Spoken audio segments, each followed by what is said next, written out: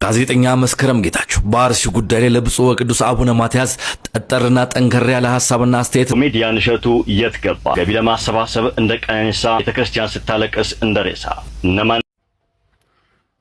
Today I stand before you with a heavy heart as a human being who cannot ignore the suffering of our people. ሰላም ጋይሶች እንደምን አላችሁ? ኤላ ነኝ። እንግዲህ ዛሬም እንግዲህ በወቅታዊ ነገሮችና ሰሞኑን ባሉ ቪዲዮዎች ተከስቼላችኋለሁ። አዲስ ከሆናችሁ ለዚህ ቤት ቪዲዮን ሰብስክራይብ በማድረግ ጀምሩ። እንዲሁም ቤተሰብ የሆናችሁ ላይክ በማድረግ ለተለየ ሰው እንዲደርስ አድርጉ።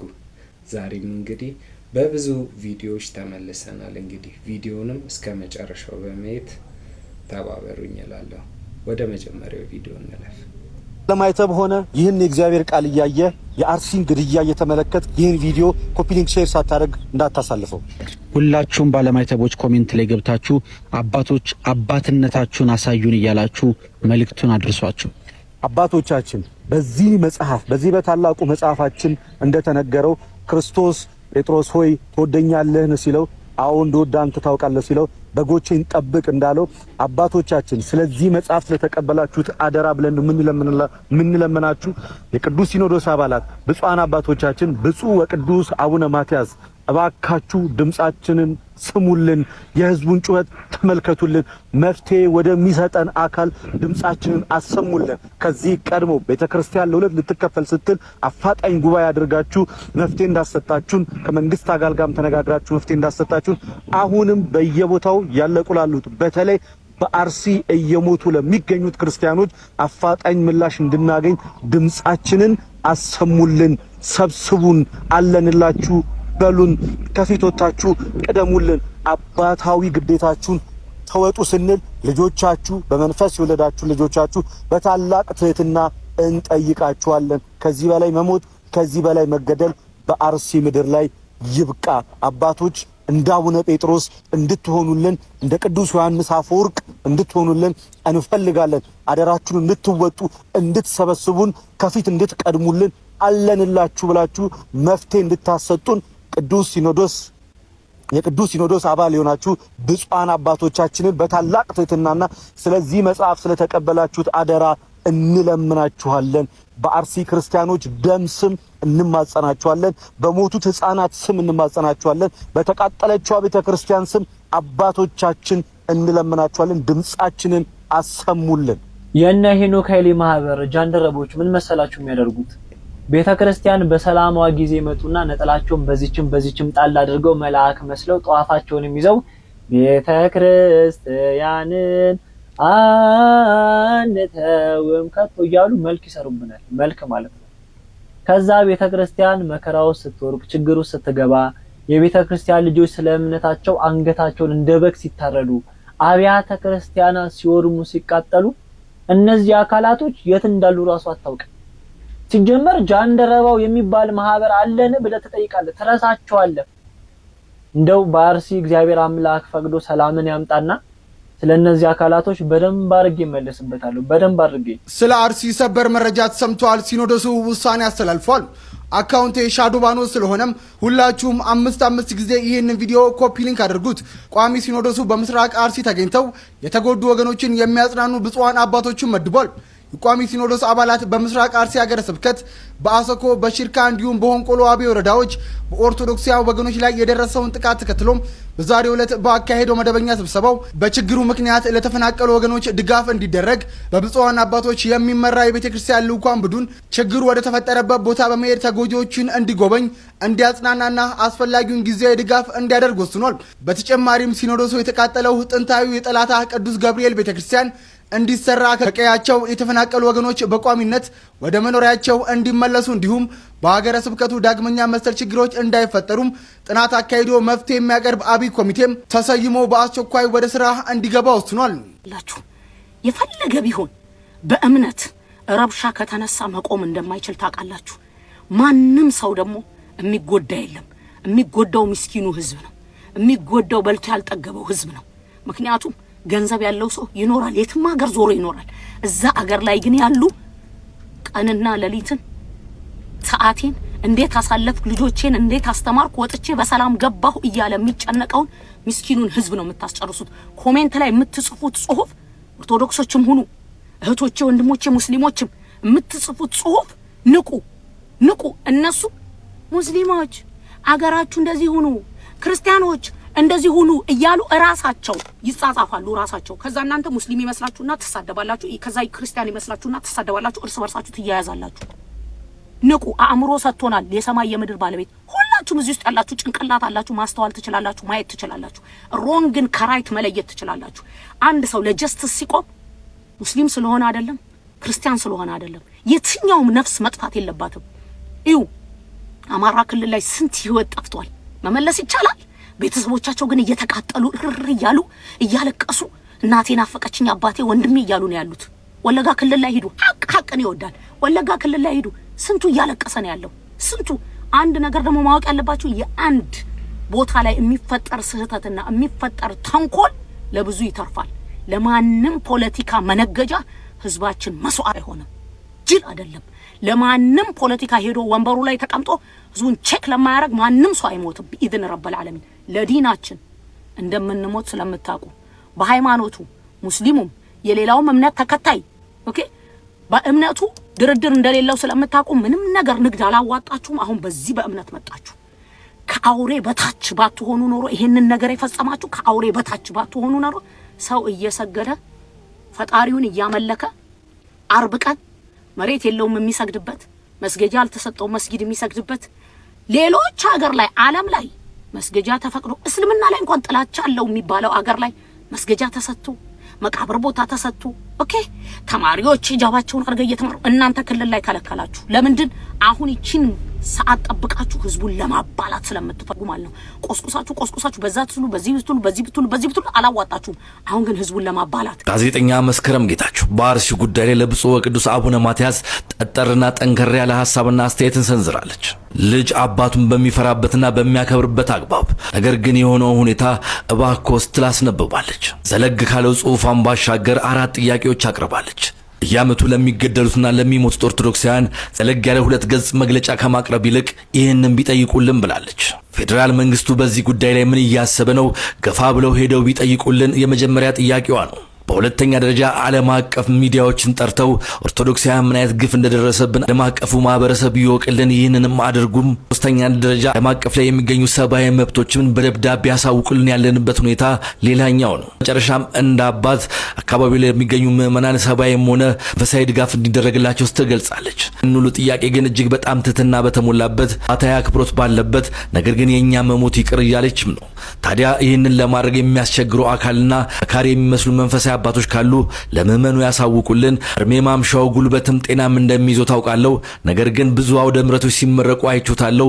ይህንን የማድረግ ጥንካሬም አያጡም። ከዛም ባሻገር እርሜው መባቻ ላይ ስላሉ ይህንን ነገር ትውልድን አድነው ትውልድ የሚዘክሩትን ነገር አድርገው ይለፉም ስትል ገልጻለች። ሰናይ ቀን ተመኘው። መቅረጽ እየከለከሉ ነው። እንዴ አረታው ችግሩ ከእናንተ ነው ማለት ነው። ከመስሪያ ቤት አረ ይሄ ራሱ መቀረጥ አለ። በቀረጥ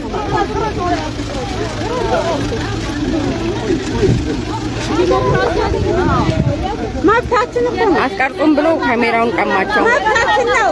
አዎ ሚዲያ ጠርተን ነበረ። እንዲህ ሀገራችን አሁን የተፈጠረው በሃይማኖታችን የተፈጠረው በመንግስት በኩል የተፈጠረው ነገር ሰላም እንዲወርድ ጸሎት እያደረግን ከዚህ ያለፈ ነገር ስራ አልሰራንም።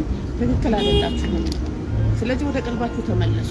ይሄ የሚያሳየው የመንግስት ጣልቃ ገብነት ነው። ልብስ አትልበሱ ብሎ ሊከለክል የሚችልበት ህግ የለም። ተመልከተው ይሄን ሰይጣን እዚህ አዲስ አበባ ዙሪያ አይደለም እንደ ገዳማት ወታደር ሲያሰለጥኑ ያገኘናቸው። እዚህ ጎጃም እኮ አይደለም፣ እዚህ አዲስ አበባ ምን ያደርጋል? በገዳም በቤተ ክርስቲያን ወታደር ማሰልጠን፣ ግድያን፣ ገዳይን ማዘጋጀት። ይሄ ስራና ተግባሩ ሰይጣንን ሁሉ የሚያስንቅ ሰይጣኑ ላይ ያለ ስሜ ስም ሰጡኝ የሚያስብል እርኩስ የሆነ ሰው የሚናገረውን እየሰማሁ ነው። በየጊዜያቱ በፓርላማና በተለያየ መድረክ ላይ እየወጣ ሁሉ ጊዜ ኦርቶዶክስና አማራን እንዴት እንደሚሳደብ እንዴት ለጥቃት ኢላማ እንደሚያረጋቸው ይህ ንግግር ብቻውን በቂ ነው። እስቲ የትኛው ቤተክርስቲያን የትኛው ደብር ወታደር ሲያሰለጥን ያስከው ብትለው ሁሉ ጊዜ እንደሚናገረው ማደናገሪያ ቃሉ ያው እንደምታውቁት ያለ ከማለፍ በዘለለ ተጨባጭ የሆነ ሐቅ እንኳን የለውም። እስቲ እውነት የትኛው ቤተክርስቲያን ወታደር አሰልጥኖ ነው ይህ ንግግር ለቤተክርስቲያን የሚገባው? ግናቅሉ ይህ እርኩስ ሰውዬና በርካታ የብልጽግና አመራሮች አንድን አካል ለጥቃት ኢላማ ሲያደርጉት ቀደም ብለው ልክ እንደዚህ አይነት በሬ ወለደ ወሬ ይዘሩብሃል። ከዛ በኋላ በሰራዊታቸው እርምጃ ወስዱብሃል። ከዛ ደግሞ መልሰው ፕሮፓጋንዳ እየሰሩ ፖለቲካ ይነግዱብሃል። አዎ የሚሆነው ይሄ ነው። እየሆነ ያለው ይሄ ነው። ኮሜዲያን እሸቱ የት ገባ? ገቢ ለማሰባሰብ እንደ ቀነኒሳ ቤተክርስቲያን ስታለቅስ እንደ ሬሳ። እነማን እንደሚገርም ታውቃላችሁ? ትላንት እነ ሐውለት አህመድ ሰው ስለሆኑ ኢትዮጵያዊ ስለሆኑ ብቻ ኦርቶዶክሳውያን ዛሬ ሞቱ ሲባል ድምጻቸውን ምሬታቸውን አሰሙ። ደግሞ ወዲህ ቤተክርስቲያኒቱን እንደ መዥገር ተጣብቀው የሚወጠቡጡ ገዳም ማስታወቂያ እስከ መቆርቆር የሚደርሱ ራሳቸውን ቅዱስ የቤተክርስቲያን ጠበቃ አድርገው አቁመው የሚመጻደቁት ድምጻቸው ሁሉ እስካሁን አልተሰማም። ዛሬም ስራ ላይ ናቸው። የገቢ ማሰባሰቢያ ሲሆን ከጎንደር እስከ አሜሪካ በእንቅልፍ ልባቸው ሁሉ እንቅልፍ አጥተው ቀንና ሌሊት ይዋልላሉ። ያው ለጽድቅ ነዋ። ጽድቅ የቤተክርስቲያን አጥርና ህንጻ ማሰሪያ ገንዘብ መሰብሰብ፣ ኮሚሽን መብላትና የመነኮሳት አኗኗርን ማሳየት ነው። የምዕመኑ ሞትና አኗኗር ጉዳያቸው አይደለም። በዩቲዩብ ገንዘብ አይሰበሰብበትም። ለጽድቅ አይመጥንም ለነሱ። ኃይለመስቀል ጸጋ በፌስቡክ ገጹ እንዳሰፈረ Today I stand before you with a heavy heart as a human being who cannot ignore the suffering of our people. How long will RC suffer? How many more must die? How many more churches must burn? I refuse to stay silent. This is not just violence. It is the loss of our history, our faith, and our people. I speak for the innocent. I speak for the lost. I speak for every life taken, every family broken. I speak for the voiceless, the victims, and of course the community living in fear. I raise my voice for those who can no longer speak. We cannot stay silent. We must call for peace, for justice, for humanity. Please, ቤተክርስቲያኖቻችንን አትንኩብን። ማረፊያዎቻችን ናቸው፣ መደበቂያዎቻችን ናቸው፣ ሰላም ማግኛዎቻችን ናቸው። እባካችሁ ቤተክርስቲያኖቻችንን ተውልን፣ ልጆቻችንን አትንኩብን። Let Ethiopia help, please. ኧረ ፍትህ ዳኛ ምነው መብርሃን ኢትዮጵያን ጨከንሽባት? ምነው ቀኝሽን ረሳሻት? እስከ መቼ ድረስ እንዲህ መቀነትሽን ታጠብቂባት? ልቦናሽን ታዞሪባት? ፈተናዋን ጣሯን ሰቀቀኗን ይበቃል ሳትያት አላንቺ እኮ ማንም የላት። ኧረ ፍትህ ዳኛ ወዴት አለ? ከተማ ውስጥ ጉድ ምን አለ? ሰላም እንዴት ናችሁ? ቬሮኒካ ዳና ነኝ።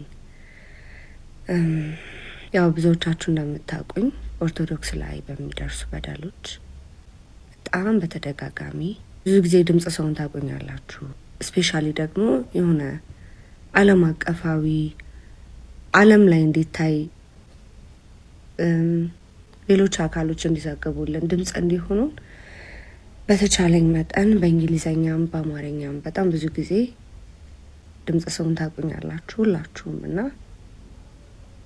አሁን ላይ ደግሞ አርሲ ላይ በሚገኙ ኦርቶዶክሳውያን ላይ እየደረሰ ያለውን ግፍ ምን ነው አሁን ዘማልሽ ላላችሁኝ ምን ማለት እንዳለብኝ ግራ ስለገባኝ ነው። የምሬ ነው ነግራችሁ። ማለት እግዚአብሔር ይፍረድ ብዬ ፖስት ከማድረግ ውጪ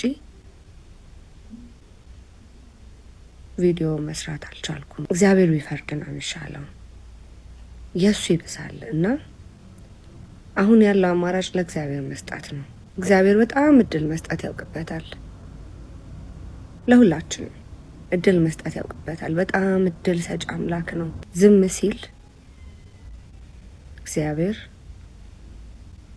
እድል እየሰጠ ነው። እድል እየሰጠን ነው። አርሲ ላይ የምትገኙ ይሄን ግፍ የምትፈጽሙ ግለሰቦች ዝም ሲላችሁ እድል እየሰጣችሁ ነው። ኦርቶዶክስ ላይ ብዙ በደል የምትፈጽሙ ግለሰቦች ዝም ሲላችሁ እድል እየሰጣችሁ ነው። እሱ የጀመረለት ማንም አያስቆመው። እሱ መፍረድ የጀመረለት ከባድ ነው። ይህን ጉዳይ የሚመለከታችሁ የመንግስት አካላት እባካችሁን ማድረግ ያለባችሁን ሁሉ አድርጋችሁ ኦርቶዶክስ ላይ የሚደርሰውን ግፍ አስቆሙልን እባካችሁ። እኔ እንደ አንድ ኦርቶዶክስ እምነት ተከታይ ሴት ነው የምጠይቃችሁ።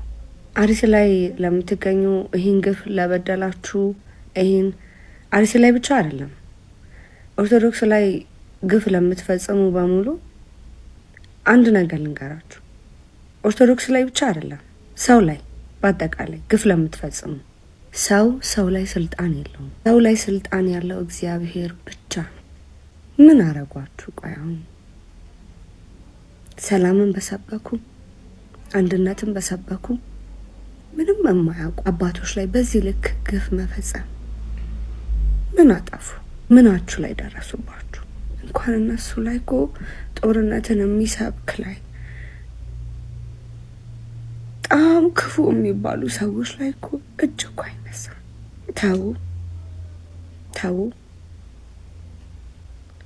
ተው አትንኩን፣ ተው።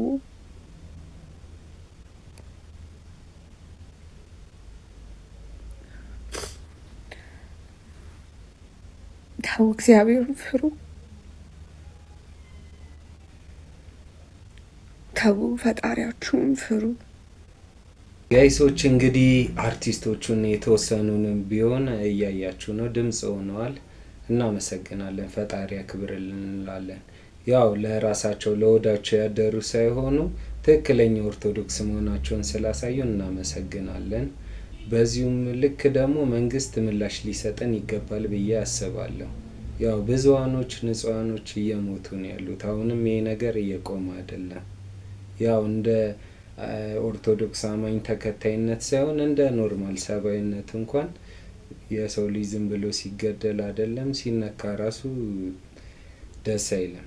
አይደለም እንዲቀርቶ መጨፍጨፍ ቤተክርስቲያን መቃጠል ቀርቶ ማለት እና ሰላም እንዴት ናችሁ? ሁላችንም አርሲ ላይ እየደረሰባት ያለውን ነገር እየሰማን ነው እና በዚህ ሰዓት ከጎኗ እንድንቆምላት በአክብሮት እንጠይቃለን። ኦርቶዶክሳውያን በጣም ፈተና እየበዛብን ነው እና አንድነታችን ያስፈልገናል። ለአርሲ እንድረስላት። መሄድ እንኳን ባንችል ባለን አቅም ድምፅ እንባካችሁ። ሁላችንም ይመለከተናል። ፍትህ በህይወት ላጣናቸው በአርሲ ዞን ለተገደሉት ንጹህ ኦርቶዶክሳውያን ሁላችንም ጋይሶች እንደሰማነው ከሆነ ህፃን፣ ወጣት፣ አረጋውያን፣ ትላልቅ አባቶች ከቤተ ክርስቲያን ተፈናቅለው በግፍ እየተገደሉ ይገኛሉ። ሁላችንም የኢትዮጵያ ህዝብ እንግዲህ ለአርሲ ህዝብ ድምጽ እንሁን ስል በትህትና ጠይቃለሁ። በአርሲ እየተደረገ ያለው ተግባር በጣም ልብ የሚያደማ ነው። ልክ ያልሆነ ነገር ነው። እንደዚህ አይነት ቪዲዮ ከዛሬ 2 ዓመት በፊት 3 ዓመት በፊት ድምጽ ሆነናል፣ ተናግረናል። ባለን ፕላትፎርም በጣም ብዙ ሆነናል ስለ ክራችን፣ ስለ እምነታችን። ግን በጣም በሚያሳዝን ሁኔታ አሁንም ይሄን ቪዲዮ እየሰራሁት ነው። ሰው እየሞተ ነው እያልኩ ቪዲዮ እየሰራሁ ነው። በጣም ልብ የሚያደማ ነገር ነው። እዚህ ጋር ቆማችሁ እንደዚህ ነገር ማውራት በጣም የሚያሳዝን ነገር ነው። እኛ አንፈልግም። አንዳንድ ቀን እዚህ ሀገር ራስ ወጣት ሆኜ እየኖርኩ ስላለው በጣም ነው የሚከፋኝ። በቃ ምንም ነገር ማድረግ አትችሉ፣ ምንም ነገር መስራት አትችሉ። በዚህ ዘመን እንዴት ነው ሰው የሚገደለው የሚታረደው? ቤተክርስቲያን የሚቃጠለው፣ መስጊድ የሚቃጠለው ለምንድን ነው? አሁን እንዲህ ብዬ ቪዲዮ ራሱ ሰርቼ አሁን ኮሜንት አነባላችሁ። የአክሱምስ ይላል። በጣም ልክ አይደለንም። በቃ ሁላችንም ልክ አይደለንም። እና የሚመለከተው አካል እባካችሁን እኛ በቅቶናል፣ በቃ አስቁሙልን፣ እኛ አንፈልግም፣ በቃን። ቆይተውም ቢሆን ድምጽ መሆናቸውን ቀጥለዋል። እንግዲህ ያው ፈጣሪ ያክብርልን ነው ማለት የሚቻለው። አንዳንዶቹ ዝም ቢሉም አብዛኞቹ ምናምን ያው አንዳንዶቹ ድምጽ ሆነዋል። ያው ይሄን ነገር ደግሞ ቀጥሉበት፣ ፈጣሪ ያክብራችሁ። ድምጽ ስለሆናችሁ እናመሰግናለን እንላለን። እጅግ በጣም ያሳዝናል። ሁላችሁም ፈጣሪ ማር በሉት። አካውንቴ ሻዶባን ውስጥ ስላለ ሁላችሁም አምስት ጊዜ ኮፒ ሊንክ አድርጉት። በስታንዳፕ የኮሜዲ ስራዎቹና ዋሻው እንደ በተሰኘው ፕሮግራም ተወዳጅነትን ያተረፈው ኮሜዲያን አሌክስ በጠና ታሞ ሆስፒታል መግባቱ ተነግሯል። ታዲያ ይሄ ጨዋታ አዋቂና የሳቅ ምንጫችን የሆነው እጅግ ሰው አክባሪው ኮሜዲያን አሌክስ በጠና ታሞ ራስ ደስታ ሆስፒታል እንደሚገኝ ተነግሯል። እናም ሁላችሁም ኮሜንት ላይ ፈጣሪ ማር እያላችሁ በየሃይማኖታችሁ ጸሎት አድርጉለት። ሁላችሁም በኮሜዲ ስራው የምታውቁት ጨዋታ አዋቂው ኮሜዲያን አሌክስም በጠና ታሞ ሆስፒታል እንደሚገኝ በዚህ ሰዓት የወጡ መረጃዎች እያሳዩ ይገኛሉ። ዋሻው እንደሚለውን የአባይ ቴሌቪዥን ፕሮግራም ካስጀመሩት መካከል አንደኛው የሆነውና ከሰሞኑ እንደዚሁም በነጻነት ወርቅነህን ተክቶ የቤተሰብ ጨዋታን ለማጫወትም እንደዚሁ የሙከራ ስርጭት አድርጎ የነበረው በተለያዩ ፕሮግራሞች በተለያዩ የኮሜዲያ ስራዎችም የምናውቀው ኮሜዲያን አሌክስን ፈጣሪ ጨርሶ እንዲምረው ሁላችሁም ጸልዩለት። አሁን ላይ ታሞ ሆስፒታል እንደሚገኝ ተሰምቷል። እንግዲህ የኮሜዲያንን አሌክስ እንግዲህ እንዳያችሁት ነው። ያው ድንገተኛ ነገር ነው ያጋጠመው። ያው ፈጣሪ ወደ መጀመሪያ ስራው ወደ ሳቁ እንዲሁም ወደ ጤናው እንዲመለስ ሁላችንም በጸሎት ገንዘብ ያለን በገንዘብ በማገዝ እንተባበረው እላለሁ። የነበረን ቪዲዮ ይሄን ይመስላል። እስከ መጨረሻው ቪዲዮን ስላያችሁልኝ በፈጣሪ ስም አመሰግናለሁ። በቀጣይም እንግዲህ በአዳዲስና ወቅታዊ በሆኑ ቪዲዮዎች ተመልሼ የምመጣላችሁ ይሆናል። እስከዛው ቸር ሰንብቱ።